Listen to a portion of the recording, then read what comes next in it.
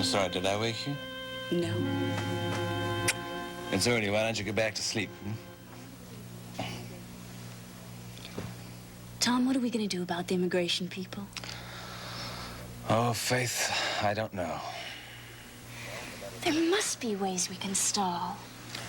Well, the letter says 10 days. But that's just a deadline to make an appointment. In the meantime, I'm sure Frank could look through the immigration law and find ways to put it off. Once my name's in the wind, word will get back to Limerick. Maybe I can put off the appointment, but I can't put off the Donnells. One hint that I'm alive and then send over young Michael to finish Liam's work. Well, suppose you just told the police and they were ready for Michael or anyone else in his family. They protect you, and Frank takes care of legal business. Could they protect you? Maeve? Johnny? Your brother could be mistaken for me in the dark. Frank, too. Faith, I can't stay. You see that, don't you? No, I don't. Oh, you're a little tiger. At least talk to Frank before you start packing. Please? I plan on doing that anyhow. Call him. I will. Today. No, now at home. But if he's at home, he's asleep. Should I try his office? Yes.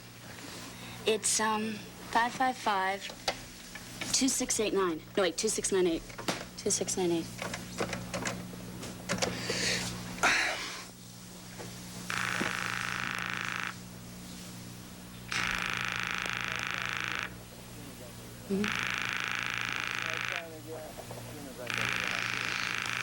I'll try him again as soon as I get to the hospital.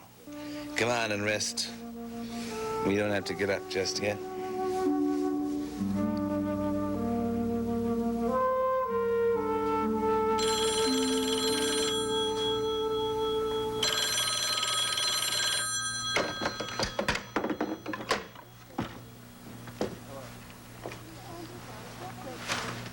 Hey, hello. Oh, I'm sorry. Did I wake you? Ray? Yeah, listen. I'll call you back later. Go back to sleep. No, that's all right. That's all right. What time is it? Am I due somewhere? No, but the press conference is on for this afternoon, and I thought you might want to drop by and pick up that material. Oh, yeah, great. What time is it anyway? Ray, it's not even 7 o'clock. I'm sorry. I got an early start, so it feels like the middle of the morning to me. I don't know how you do this. Sounds like you had a late night. You sound like June Allison. What, do you have a cold? I have laryngitis, and I refuse to discuss it. Did you have a late night? Oh, no, I took Jill home right after dinner and... all right, I'll be over in a little while. You can make it for lunch if you'd like. Well, I better see how the morning goes first. Whenever. I'll be here all day. Okay, goodbye. Oh, Frank, don't make any plans for this evening. You have that unit benefit thing. Well, I thought we decided no on that. Well, word has it you're expected. Don't worry. You'll be able to get through in time to get a good night's sleep. You free? Yeah. Good. Wonderful, in fact. I'll see you soon. Bye-bye. Yeah.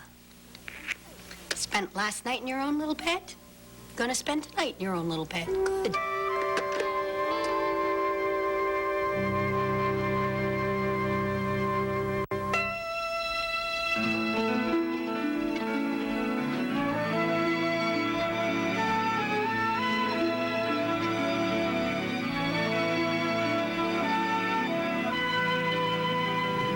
The role of Faith Coleridge is now being played by Karen Morris.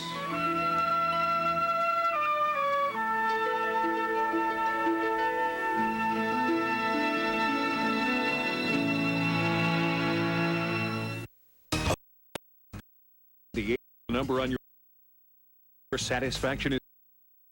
I'm sorry I took so long. Timing's perfect as far as I'm concerned. I was clearing the decks so we could have some time to go over some homework. And I have pulled everything we're gonna need.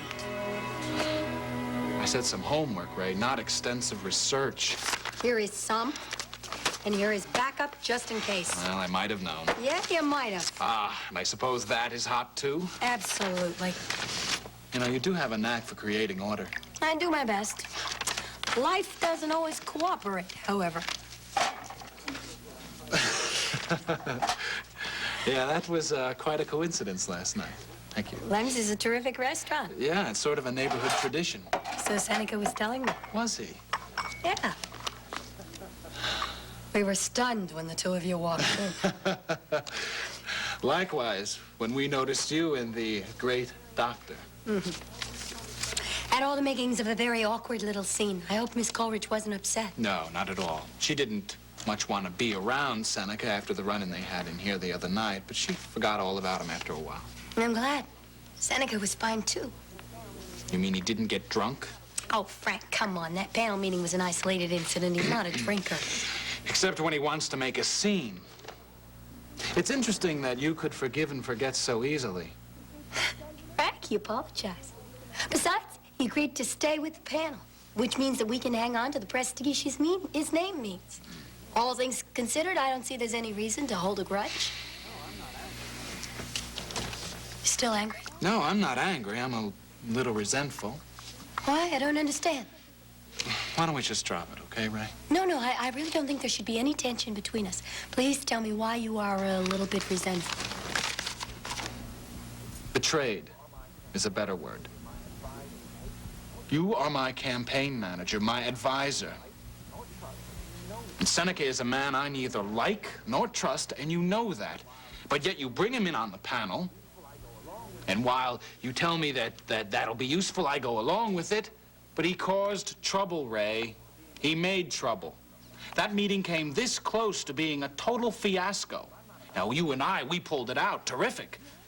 But I'm not about to pat Seneca on the back, and I don't think you should be doing it either. You still haven't answered my question. All I have done is involve him in a very small area of your campaign because his name might be important for you.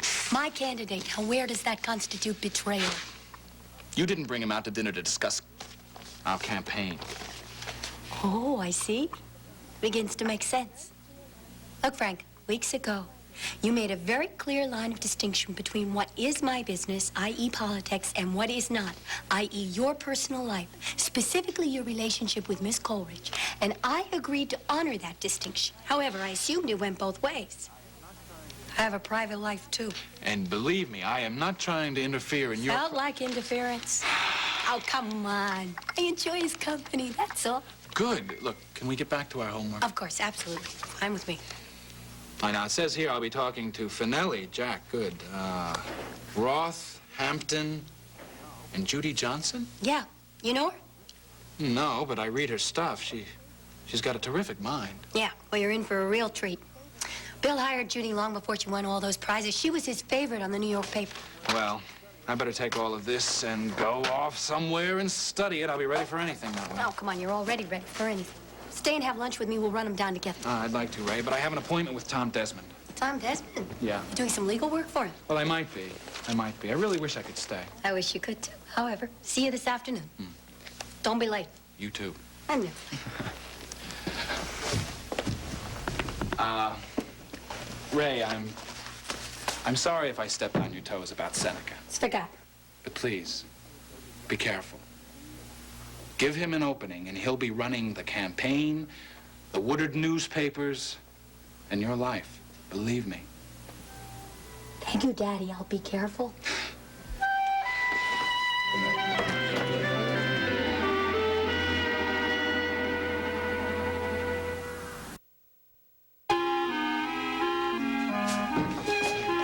Well, if it isn't himself, the top of the day to you, John. Hey, Jack, how are you? Good. Just on my way over to Frank's for the press conference. You walking over? Yeah, I can be ready in a couple of minutes. Just looking at this crazy letter from Siobhan. He finally wrote the news I've been waiting to hear. She's coming home next week. You're kidding. Right. You mean I'm finally gonna meet the mysterious Ryan? Oh, absolutely. If she doesn't end up in jail. Of course, she doesn't say when. She could show up any day, I suppose. If she doesn't end up in jail. Well, yeah. But for organizing the teacher strike. You knew about that, didn't you? No.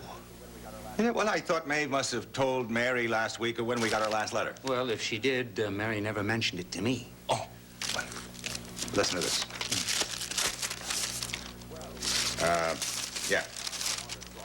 Well, your darling daughter's brought a little of old New York to the boonies. Nobody here's ever seen a Wildcat work stoppage, complete with pickets, singing, and street theater. The kids are having a ball, being locked out of school, and we're high on the sheer delight of rebellion. The town isn't entirely thrilled, though we do have wonderful parent support. The principals tried a Lynch Siobhan Ryan campaign, but it barely got off the ground. Excuse the pun. At this point, it looks as if the board's going to meet about 80% of our demands. So I guess the fun's almost over. Sigh. She writes sigh. There's some sort of injunction hovering over my head, but I have a gorgeous legal aid lawyer who's promised to save me. He also wants to live with me. But I explained that my heart belongs to Daddy, with whom I will soon be reunited. Next week, if I stay out of jail. So much for my teaching career, folks. Let's chalk it up to experience and move right along. To Australia, possibly. We'll fill you in on that when I see you, et cetera, love.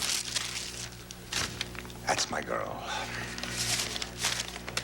Sounds like a very lively person. And a very courageous one, Jack. What do you mean, for starting a teacher's strike? Jack, they're getting almost 80% of their demands because of Siobhan. What are the kids getting, other than street theater? Now, Jack, I am sure Siobhan exhausted all the possibilities before she settled on a strike. She loves those kids, and she's a very good teacher. Jack, why should she have to put up with miserable working conditions? And apparently there are a lot of people that agreed with her. What were the conditions? Well, I don't know, but I'm sure she'll tell me when she gets home, and I'll make sure you're invited to hear it firsthand. Yep. Look, Johnny, I'm not trying to pick a fight over Siobhan. Oh, good. It's just that I have very strong feelings about activists, and I've seen plenty of them in the last 10 years. Now, I admire the ones who have a sense of responsibility, but I detest the ones who jump on a cause and ride it like a merry-go-round. Yeah, they have a ball, have a great time, but they cause as much destruction as they do good. I'm not saying that Siobhan is one of those. Well, good, because she's not. A far sight from being one of those. Oh. Who isn't one of those? Siobhan is coming home. You're kidding. Yeah. That's terrific. What has it been, 3 years? Nearly 3 years, and she's been here. Of course, we went out to see her 2 summers ago. Right. Hey, have I got an aunt for you? Wait till you see. Oh, he's gonna love her. Crazy Yeah, about her. my Woo. big boy. Did you have a good visit, huh? Oh. Did you have a good visit? Between Mrs. Shaw and little John, I think he's ready to move in. Well, listen, just pack a little bag for him, send him over in a cab. We'd be delighted to have him.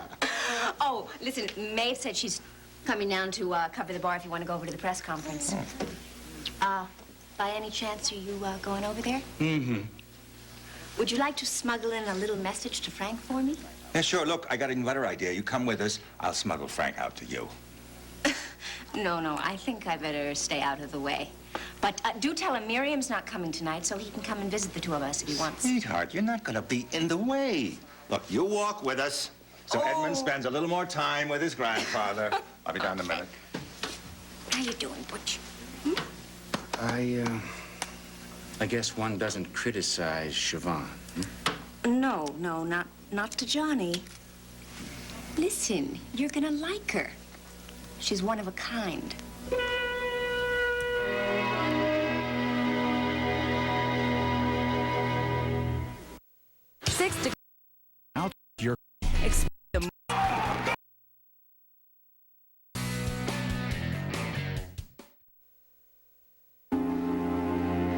So that's it. That's my problem. Illegal alien. Can't stay here, and I don't dare go home. And if I answer that letter, there's every chance the Donahues will find out that I'm alive. All right, a couple of questions. This Donahue family. Now, they've already lost 3 children to this feud. What about us going to Ireland, meeting with the old man and the 2 sons who are left? Tom, is there any chance we could settle this whole thing once and for all? Only if I go to the meeting in a funeral and they're permitted to bury me personally. Frank, it's a marvelous idea. But if I contacted them, I'd be dead before I could hail a taxi to the airport. That's how it is. All right, then I'll have to go through immigration. You won't use my name, will you? Tom, I'll have to. All right, I won't. I have a friend downtown. He's with immigration, but it's okay. I trust him. Besides, he owes me a favor. After I talk with him, before I do anything else, I'll get back to you. That would be great. Suppose your friend says it's a lost cause. There's no such word. I must try that line on faith tonight. Tom, must be awful. Having faith to lose on top of everything else. Yeah. Yes, it's bad timing all around. I love her. She's cautious, but I know she loves me, and, well, if I'm forced to fade out of sight, well, I would much rather not, Frank. Does she understand the situation? Sure she does. We've both read this damn thing 50 times over. To me, it says disappear. Fate's all for legal strategies. She insisted I call you. And you did the right thing. You know, Faith is one of my favorite people. Why is it when a man and a woman find each other, everything gets so bloody complicated? I don't know. That's the story of my life. I'm sorry I can't get on this today. Look, I'm grateful you can do anything at all. Have yourself a brilliant press conference. I'll do my best. Tom, look. I am sure we can stall on this thing. There are all kinds of tactics we can employ to avoid deportation.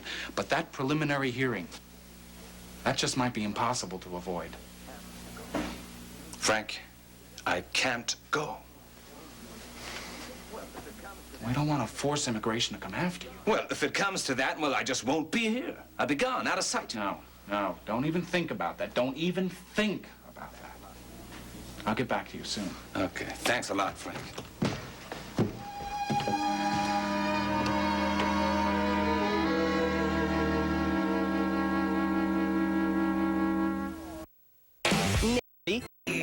For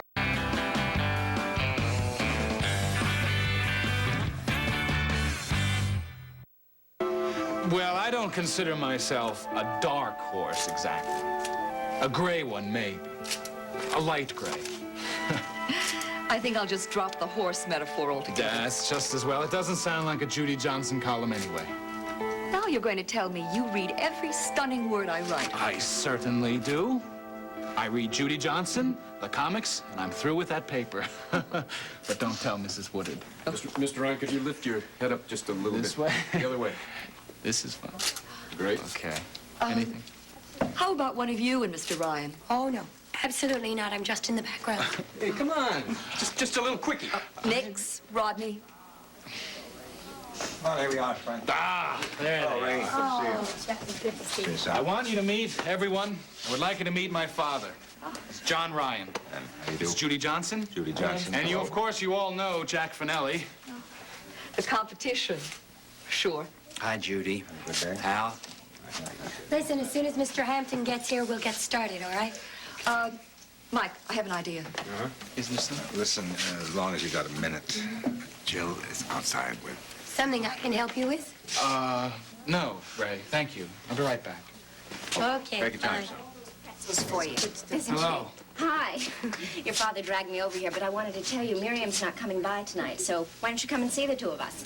Oh, I'd love to, Jill, but I have a meeting tonight. Oh, okay. It's one of those days. Oh, such cold little hands. I bet he took his mittens off, didn't he? You know, it's funny. They always hate their mittens. I don't know why it is.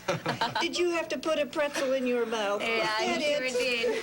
Now, you say goodbye to George. Well, at least and let we'll me go walk him. home. Let me walk him to the door, okay? Ah, there we go. Hiya, pal. One more time, Mr. Ryan.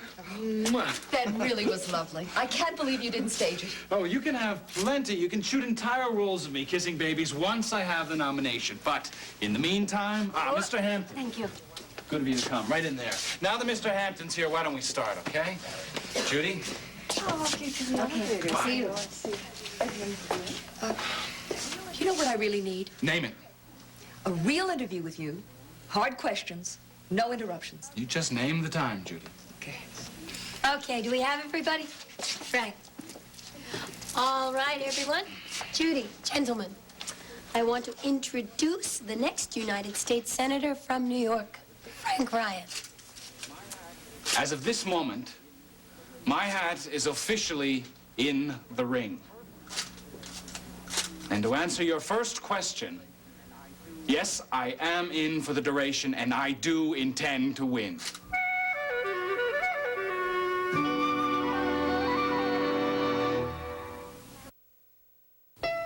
Brad Pitt, Cher, Liam Neeson, Sarah Jessica Parker, Nicolas Cage. SoapNet has the biggest names in the movies you want to watch. The Sunday Night Movies, Sunday nights at 10 p.m. on SoapNet.